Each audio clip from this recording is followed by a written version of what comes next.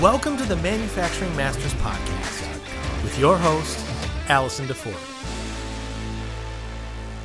We have a special New Year's episode for you with Manufacturing Masters founder, Darrin Mitchell. We hope in this episode to help you stop working so hard in your business and spend a little more time working on your business to punch above your weight class. Darrin's going to talk a little bit more about that and give you permission. And we're also going to help you know where to turn for the expertise that you actually need and what to do with it once you get it. 2024 is the year of the dragon. And I say, let's slay it together. Everybody, here we grow. Can you feel it? It's a new year. It's the year of the dragon. And I'm so excited. Back here with you, our founder, Darrin Mitchell. Man, do we have a lot to talk about today. How you doing? I got a haircut. I'm ready to go. Nice. And I wore my... Perfectly parted.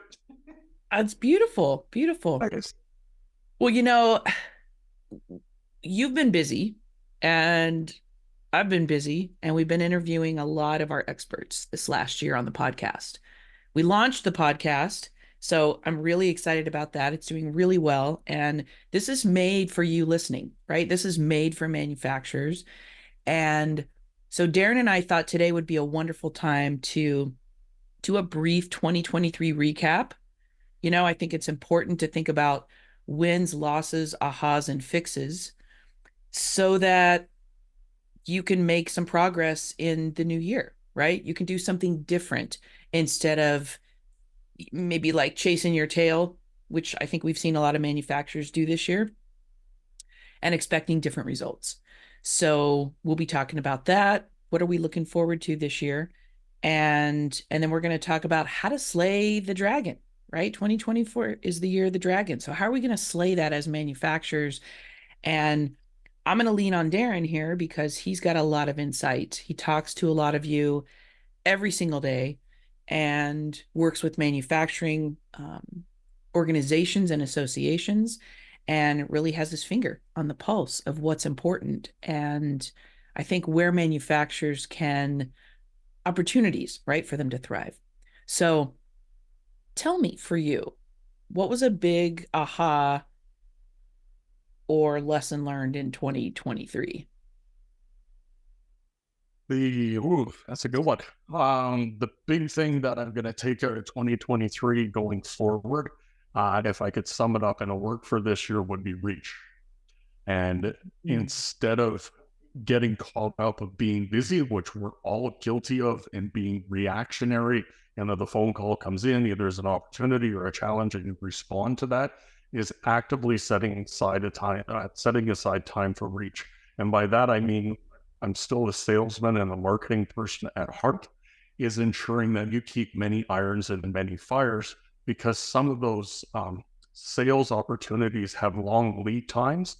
And when we're busy in our facilities, trying to put out high quality, high results, and taking care of those fires we have to take care of, sometimes we forget to reach. And again, actively spending time and energy going after those opportunities that could have huge benefits for you in 2024. That's amazing. I love that. I feel, I would say my word isn't reach for 2023, but what I learned was, how important it is to set aside the time to be strategic, right? To work on your business, not always in your business. And I personally ran across quite a number of manufacturers who, like, let's say they would come to Felt and say, oh, we really want to hire you. And then we just would play this tap dance game back and forth literally all year, because they never had the time to get started. They never had the time to focus on marketing, to focus on reach. So I think that that's pretty cool that you bring that up, and that's been my experience as well. So we're going to talk a little bit more about that today. I would concur with what you just said. I've dealt with a lot of organizations, especially across North America in the last year, and they would echo what you're saying, is that, Darrin, we have all these programs and the resources available. We just can't seem to catch the ear of our Right. members, clientele, or manufacturers within our community, because it seems like they're just too busy. So yeah, I hear that a lot. I know there's a lot of resources that are available to business owners and manufacturers that are out there. It's how do you make it a priority? I think that's the big thing, is how do you make that a priority for your business in this year? Otherwise, we know 2024 is going to end. We know you're going to be busy. We know you're going to be successful. We just want to make sure that you're doing it in a way that you're getting the results you're looking for versus, "Ooh, I survived." Right. Total difference. Surviving versus thriving. I think that's going to be a key takeaway for this entire year. Hopefully for the people that are, tuning into this and who really want to grow. And I think you brought up an excellent point, and I know you have a couple slides to share. I think the overall message that we want to send out is ask for help, right? Because we spend so much time going it alone or feeling like we're alone. And, I think we've talked about this before. I'm an oldest child. I have always struggled with asking for help because I was always the oldest. I always was the first. I'm the business owner. I'm the leader, right? So you have a lot on your shoulders, and sometimes it feels very hard to ask for help. It feels scary. So I think one thing I've learned really over the last couple of years is to ask for help, because guess what? You'll get it. So how do manufacturers know, number one, how to ask for help, who to ask for help? And I know you have some really amazing insights on this, if you would care to share. Well, you're very kind with amazing insights. It's just a lot of insights, and I tried to compile them together with, like I said, with the organizations that we're currently dealing with, the one-on-one meetings that I'm having with manufacturers. So I've sort of culminated that into two very quick slides that people may want to consider for this year. So, and for people that are listening to this and not watching it, Darrin, I'm going to ask you if you can, be very descriptive of what somebody is seeing versus what somebody's hearing, to make sure that we capture that. Perfect. So yeah, thanks. The first thing I want, so what are we talking? This is, if you're thinking about 2024 and how do I break out of this being very reactionary, answering the phone, putting out fires, someone just came into my office, how do I break out of this? Because in dealing with the companies, especially that I've dealt with in the last year, again, hey, Darrin, I got this problem. We have a staffing issue. We have a financial issue. We have a sales issue. Those, you're reacting to all of those events. And what it does to you on top of that is, it's, 6 o'clock at night, you finish your day, you're tired, and you forgot to reach out for some help. The people who are causing your reactionary actions are the people who need something from you. So from time to time, you have to force yourself to say, how can I reach out for someone for help who's going to help me get my business to the next step? So the first thing that I want you to consider is that if you're looking to connect with someone who can actually help you get your business to the next step, I want you to consider that you're talking to someone who's been there, done that. It isn't always about age, it's more about experience. So I've had people in their 60s come and tell me that they're going to revolutionize my social media empire. Oh, well, if you've been there, done that, great. But I get a lot of advice from my teenage daughter on how to set up my Instagram account. So there's a balance in there. And the flip side is, I really want to talk to someone who's, and I'm trying not to do this tongue in cheek, but the person who can understand the situation that I'm in and say, Darrin, there may be some shortcuts, there may be some pitfalls in the future. Why? Because I've had lots of relevant experience in doing what you're doing. So be careful you're dealing with someone who's been there, done that. and not someone who says, I'm just trying to sell you a 5-step program. So be mindful of that. It's not that the 5-step program is bad.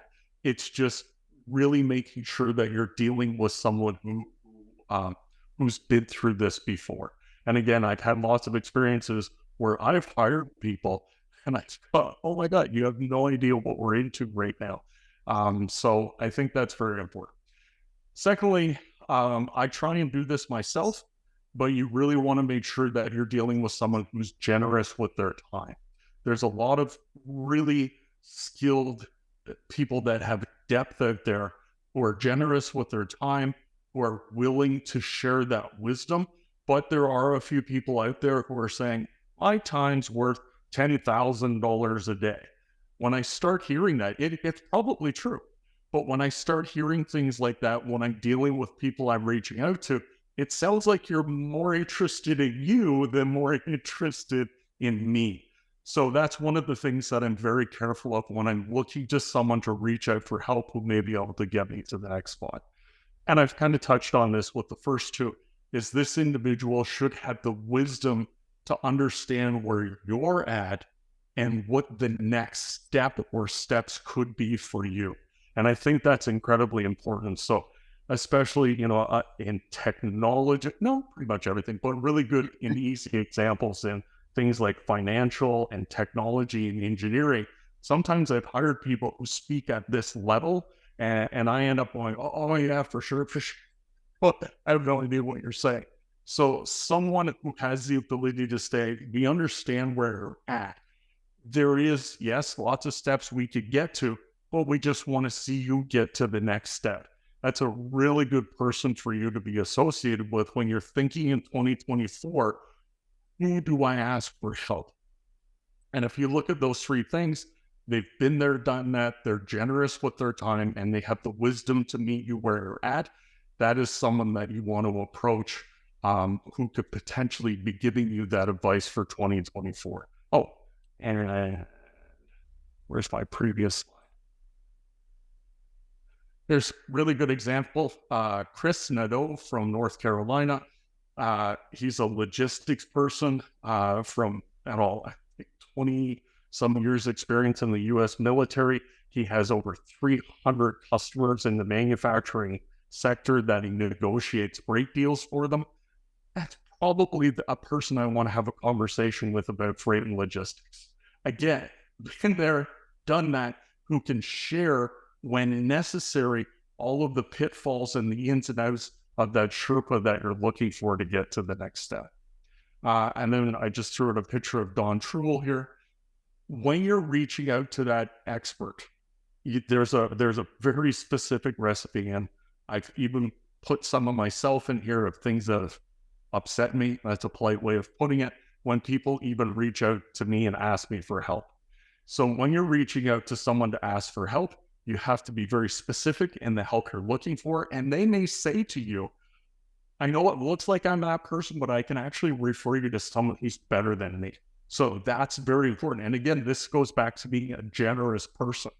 So be very specific in what you're looking for and make sure that you're setting up an appropriate time and respect that time limit, because again, time is incredibly valuable to all of us. Next thing, I put it polite, but quite frankly, is just shut up. Nobody wants to hear you try. Nobody wants to hear your long-winded story. If you're dealing with an expert that you're reaching out to for help, make sure that you're not just coming to vomit all the stuff you've been through in 2023. Be very careful that you're being very respectful of their time. And you're not just saying, well, yeah, Bob, well, here's what you ask for help. Be very specific on the help that you've asked for. And make sure that you've cleared enough of your brain that you're either taking notes or you're really genuinely listening to what that person is telling you, because that's what you asked for. And the last one on the list it's the one that gets me every time. So I can name this many businesses that I worked with this year that I knew wasn't a perfect fit, because when we came up with the action plan, I could see a lot of, oh yeah, that's really good. That's really good. We should do that. And we all know what that means. Right. That's a really good idea. I'm excited about the future, but I'm not actually going to do it. what that creates in the relationship with the person you've asked is, if you're not going to follow up and take their advice, don't ask for another meeting. So if you want to be just as generous to the people who you're asking help for, make sure you follow up and try some of the things that they ask you to do. And then maybe a couple months later, just give them a heads up and say, listen, 2 out of the three things you suggested, they worked. And that is being generous back to the person who was generous with you. So those are some of the things that I would share for anybody this year who is looking to break out of that mold and not just survive 2024. Be comfortable reaching out to that person who has that level of knowledge, that level of generosity, the wisdom to meet you where you're at, and you're going to interact with that person in kind. So Don Truel, who's in the picture on the screen, if you want to know anything about global freight, so I picked our freight people. If you want to know about packaging and sending your products to other countries, that's the person who I want in my corner. She does not want to know the name of my cat.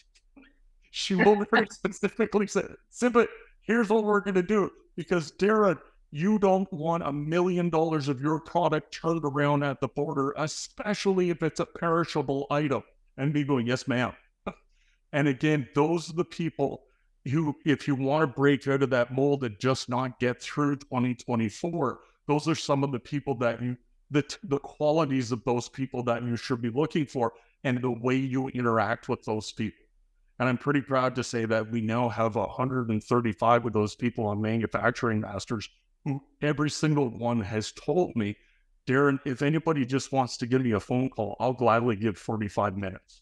Every single expert we have on the platform, one of the qualities that I'm now looking for, because we've been live for a year and a half, almost 2 years, is they're generous. They're kind, they're generous, but they also have that depth as well. And those are some of the people that you should be looking out for when you're looking to, like I said, break out of that 2023 mold.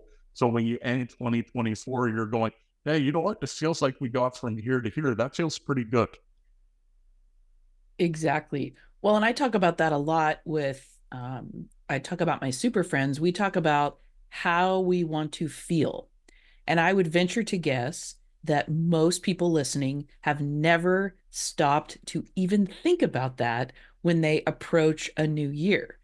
I know this because every time we meet with manufacturers and we're working on, reinforcing their brand foundation, it's all about the customer. So I say, let's slow down. How do you want your customers to feel? And I get blank stares and crickets. And they look at me like, what? I said, that's what it's all about, right? Before we can start marketing or selling or making these business decisions, you have to think about, how do we want our customers to feel? And then to back it up, how do we want to feel? How do you want to feel at the end of the day? I know a lot of manufacturers that feel like pulling their hair out because they're still laying in bed at 10 o'clock at night on their phone answering emails. So what advice do you have for the manufacturer who, let's say, they want the help, they know they need some help, but they're just too busy? It seems to me they need to make some changes there. You know what? Some people are just going to keep going, and that's fine. They're gonna get through it. But I think, given the type of person I am in manufacturing, I hate to steal the line from Tony Robbins: progress equals happiness. And as long as I can say that last year we were here and this year we were here, chances are next year we're going to be here. That feels pretty good. But if you're kind of closed in, the problem you have with that is, not only did you just survive and get through the year, you probably missed some birthday parties along the way. You may be forcing yourself to listen to only a certain group of people, the ones who are calling to complain. And if you put yourself in a corner, you think that's the only thing that's being said about your company, that 10% of people who have to talk to you because they're upset about something. And then you start thinking, oh, is this who we are?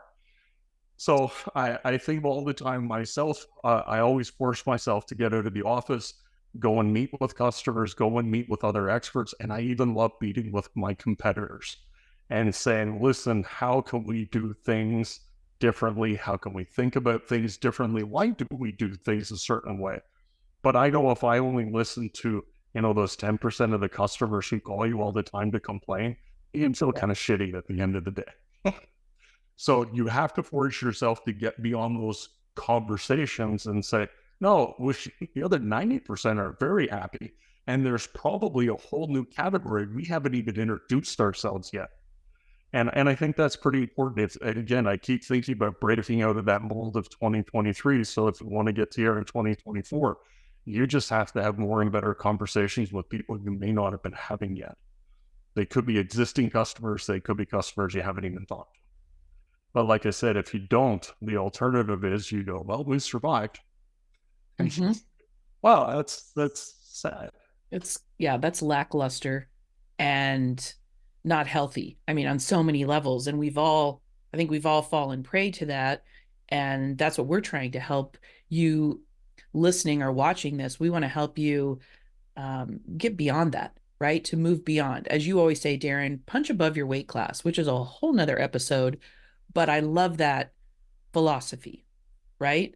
I feel like, you keep looking for your cheese in the same place. You're never going to get a different cheese. You're going to keep getting the same thing and the same result. And as we know, that's the definition of insanity. You brought up an excellent point, and two-part question here. One, I recently did my e-newsletter, and I talked about creating a mastermind group.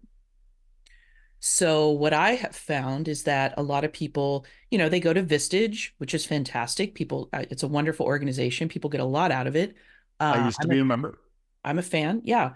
But what I'm encouraging people to do, and so this is the second part, is I want to know if you've done this before personally, is create like a small, like you said, if you're only listening to this small group of people, right? And you're not curious, you're not getting this maybe outside influence, expertise, ideation, really looking to maybe create a small group, 2 to 4 people inside your industry that maybe one of them is a competitor. Maybe it's somebody, that you've admired from afar and you think, wow, I could learn a lot from them. Maybe they'd like to be part of your group. But the fact that you get together with these folks and you spend time on yourself, on your business instead of in your business, it's an investment. It doesn't cost you anything but your time, your presence, which is a whole nother thing that I talked about last month with the difference between a present, the kind you wrap with a bow, and being present.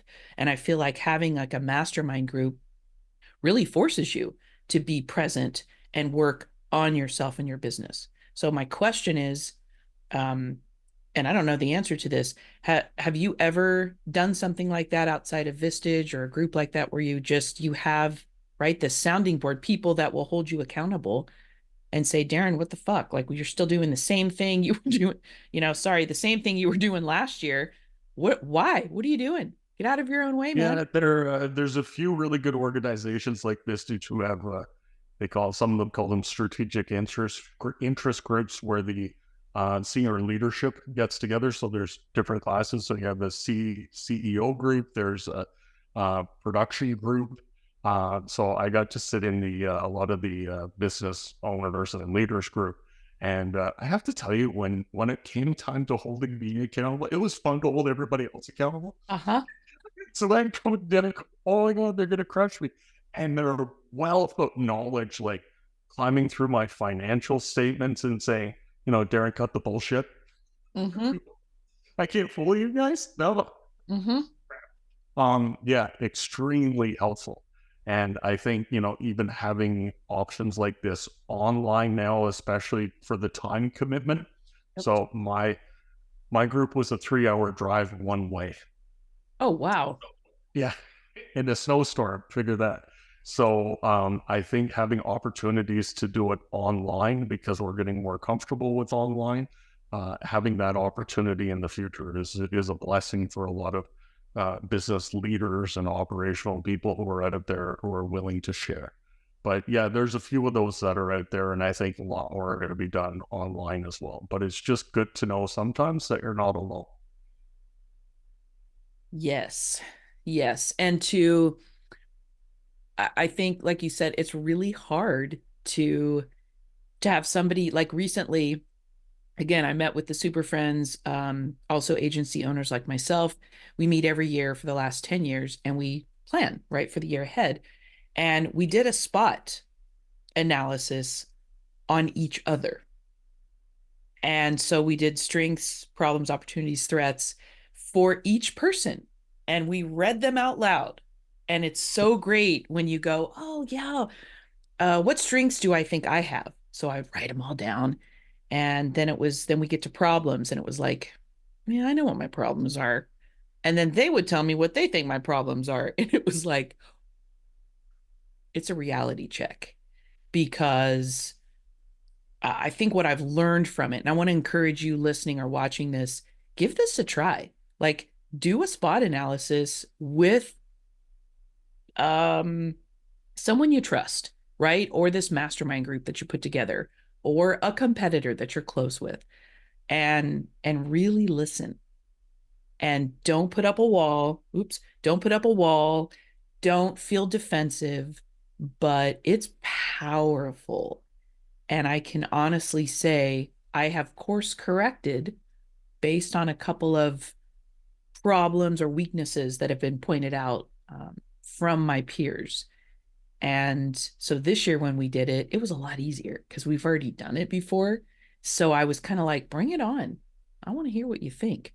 But I think that's important too. I think a lot of us don't slow down long enough to, again, I'm going to beat this like a dead horse, but to really be mindful, pay attention, right? Be aware that you're still looking for your cheese in the same damn place and you're wondering why you're not getting different results or why you're still surviving instead of really thriving. And I was wondering, I know you've experienced this a lot this year, and I wondered if you would share. So when people come to you for advice, manufacturers, and they want you basically, they need some hand holding, which is cool. You're willing to do that. You're very generous with your time and your knowledge and your experience. Uh, is it super frustrating when people ask for your advice, they take your time, and then they don't do anything with it? Yes. uh, yes, it is, because I genuinely want to see them get to a better spot. So I just have to accept two things. One, I have to get better at understanding where they're at and what their strengths and weaknesses are. That's on me. But I also have to accept the fact that, if we all know what Jenny Craig's about, we would all be the perfect weight. That's, Yes, sometimes yes. there's only so much you can do along the way. So I enjoy helping. I enjoy creating opportunities. I enjoy identifying where they're at. So it's a twofold. One, you can't win them all. But on the other hand, that's a reflection on me, as I have to get better understanding, listening, asking better questions to identify some of their root challenges as well before we offer suggestions too quickly. And maybe having fewer expectations, because as we know, most of the time those don't get met. It's better to have an agreement. So maybe when somebody comes to us, or you go, let's say you listening or watching this, you go and you reach out, you take the bold step, you ask for help. And let's say you reach out to someone like Darrin or one of our experts on the platform, and you get the help, you get the advice. What do you think, Darrin, about instead of having an expectation, creating an agreement?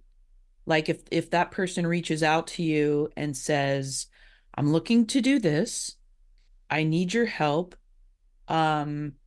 And then you two make an agreement and say, hey, how much time are you going to give yourself to make this change? Let's talk again in 3 months.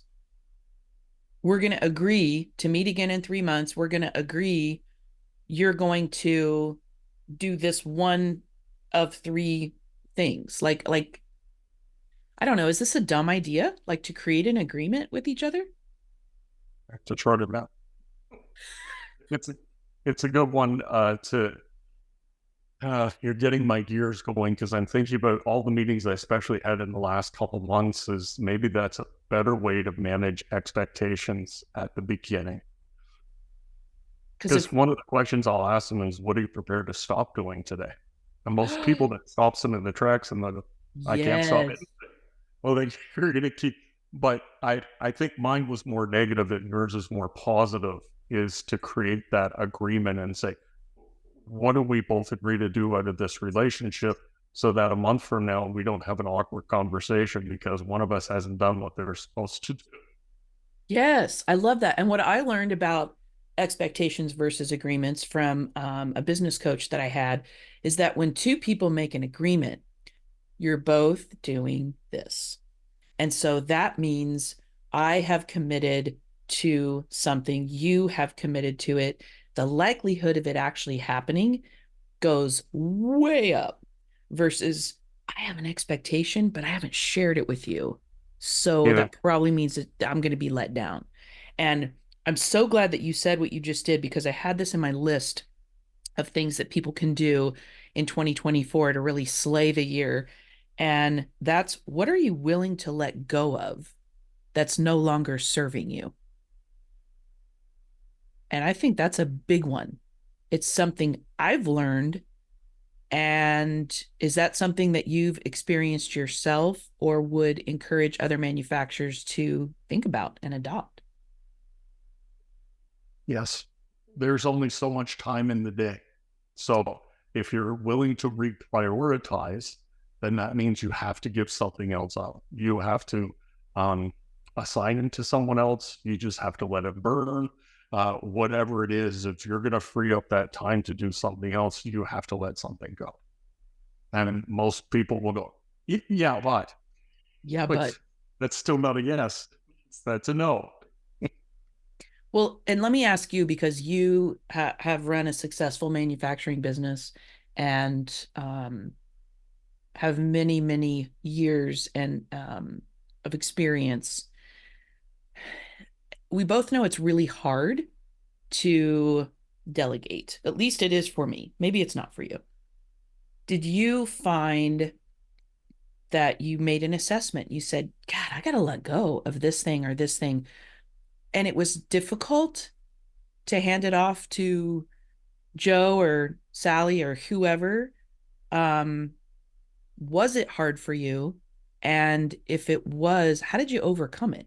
Like, I want to help people listening and watching this to like learn from your experience, maybe because you built and sold a very successful manufacturing business. So you've experienced a lot of this, obviously. Running the business, you couldn't do it all. You had to delegate. There's what it comes down to is when things are really moving, because the business goes through different phases. Mm-hmm. Your startup phase where you're just trying to make payroll. Your middle phase where you're still trying to make payroll. But the business goes in phases, so the business needs something different from you at every phase. Yeah. When you get to the point where the business is growing, and again, we have business in other countries, we had, $50 million in sales, my perspective had to change on the business. So I could not be involved in certain things because I was being counterproductive. We already had a team of people in charge of that. So I had to get it through my head, just leave that. There's good people in charge of it. I really had to evolve quickly and go, I only have to focus on three things. If I don't focus on these three things that are an absolute priority, this business will fail. I have to appreciate that the other 1,000 things are being done by very good, caring, high quality people who are making good decisions during the day. My job, because I have access to more information than some other team members, is my job is to focus on these three things alone. And that would depend on the time or the year or the situation, but I can only focus on those three things. And if I started getting anxious or cranky or excited about something, it was probably because one of those three things was either getting impacted negatively or there was a big opportunity we need to harness. And again, me going, as long as you're taking care of that, I have to take care of these things. And again, that was an evolution through the business from our startup to more of a mature business going, what is my job in that leadership role? I love that. So yeah, your business definitely goes through seasons.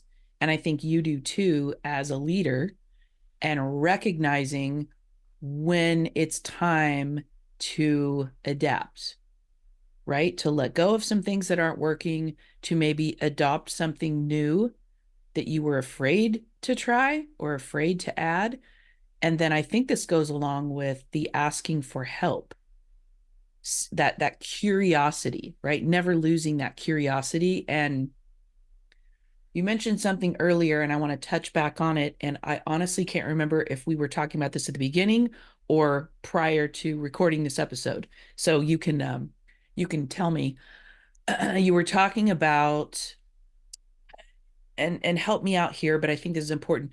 You were talking about being so focused on what's right in front of you and the fires that you're putting out, and not, I guess, keeping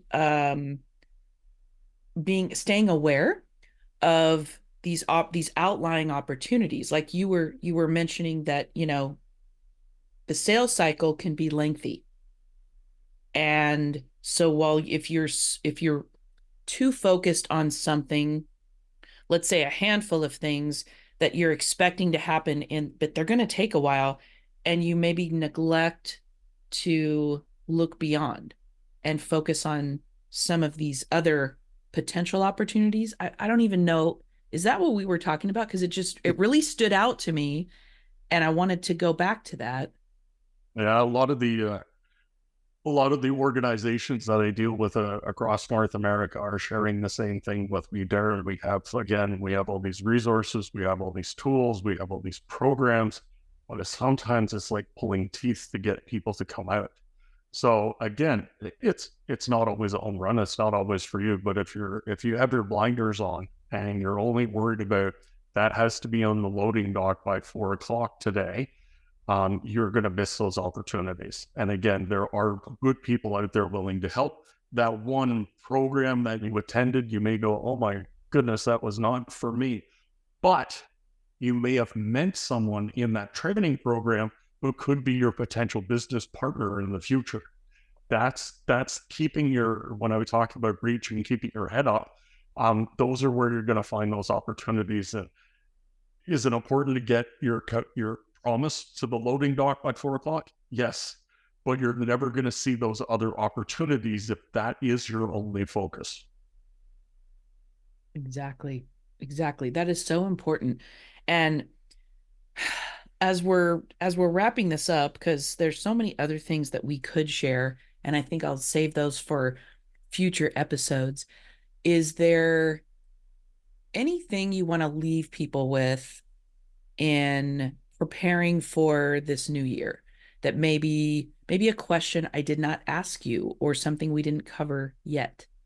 Anything you feel like we need to add to this that will really help people slay 2024?